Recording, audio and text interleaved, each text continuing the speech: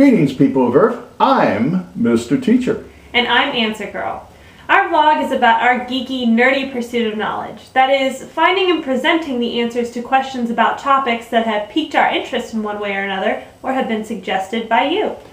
Today we'll continue our discussion about the first armed conflict between pro-slavery and anti-slavery forces in the United States, the Battle of Black Jack. Last time, we left Henry Clay Pate and about 70 Missouri pro-slavery militia camping at Black Jack Springs. In the early pre-dawn hours of June 2nd, 1856, 30 Free State militia, led by John Brown and Samuel Shore, are moving quietly across the prairie towards Pate's camp. While the leaders of the forces were called captain, they led groups of civilian militia. They did not dress in uniforms. Most were young with no military experience.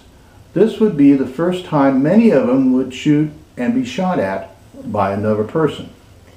Black Jack Springs was a popular camping area along the Santa Fe Trail.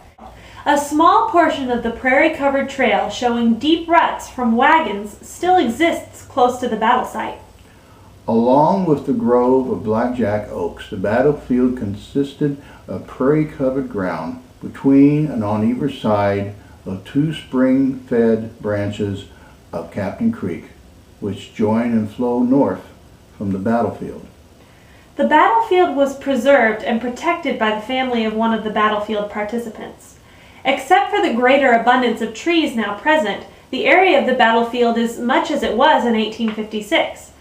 Shallow swales that were once deep wagon ruts can still be seen on the battlefield. Pate's men had formed a kind of breastwork by placing 4 wagons in a line several yards from the edge of the ravine out on the high ground. He pitched a tent behind the wagons and posted his horses to the south. About 6 o'clock, one of Pate's sentries saw the Free State men coming and fired on them. Thus, the Battle of Black Jack began just before dawn. Pate drew up his men behind the wagons. Brown and Shore split. Each took their own men to attack in 2 directions. Shore approached the enemy over the open prairie and poured a volley on the pro-slavery men from the front, while Brown, who had placed his men in the tall grass with the outer banks of the West Ravine, opened fire upon their left flank. After a few minutes, Pate retreated from the wagon to the East Ravine, where he found shelter. This left Shore exposed to the fire of the concealed enemy, where he was forced to retreat up the slope until out of range. Shore and a few of his men joined Brown in the West Ravine, where they continued firing from the long grass. The firing had little effect, as the Free State Party had only 4 guns of long range, and there was only 3 or 4 Sharps rifles in both companies. Pate didn't know that he was facing John Brown or how many men he had. Brown instructed his men to fire from different locations along the ravine so it would look like they had more men. After 2 or 3 hours of fighting, Shore's men were running out of ammunition. After consulting with John Brown, Shore and his men withdrew. During the fighting, some of Pate's men had also withdrawn from the fighting and headed back to Missouri. Now, John Brown was down to about 12 men. Pate had about 30.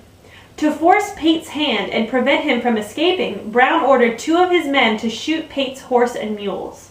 About this time, in the words of Owen Brown, my brother Frederick, hearing the firing, could no longer content himself staying back with the horses, but mounting one of them and brandishing a sword, rode around Pate's camp on a full run and called out, saying, "Father, we have them surrounded and have cut off their communications."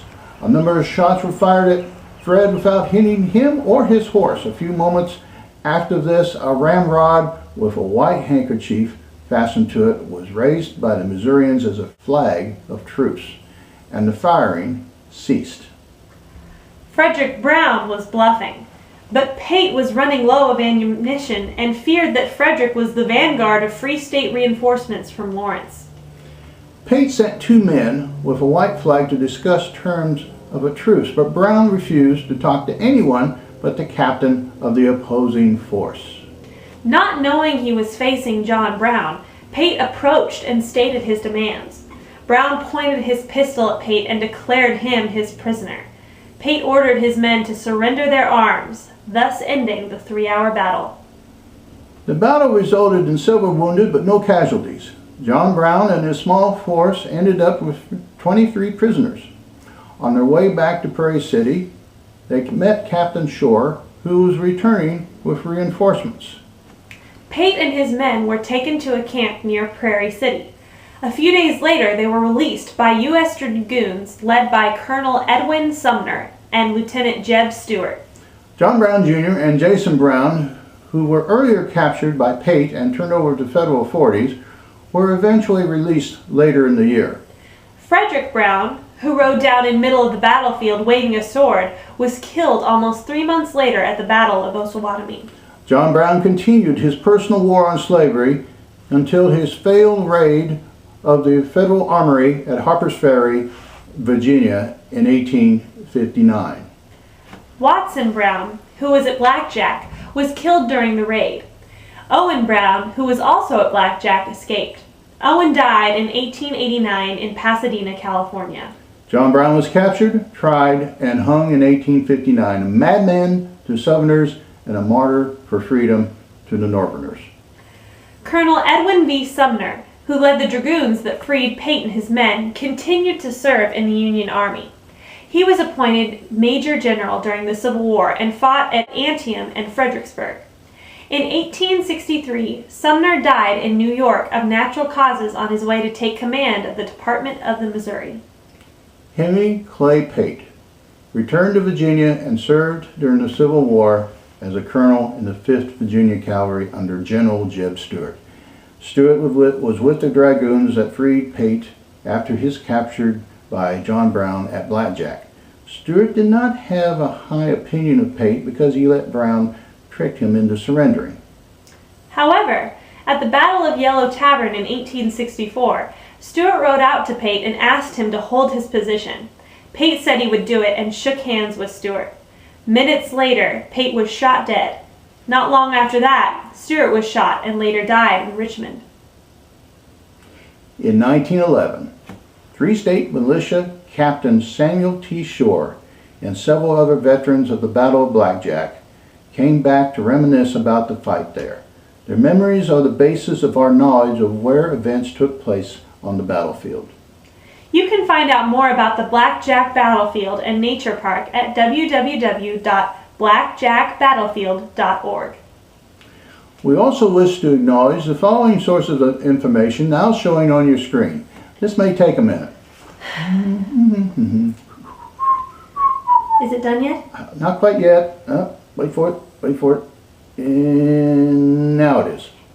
We would like to hear your comments. We know that even after 150 years, discussions about this period can sometimes be passionate.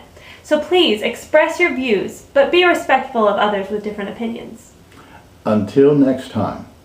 Bye.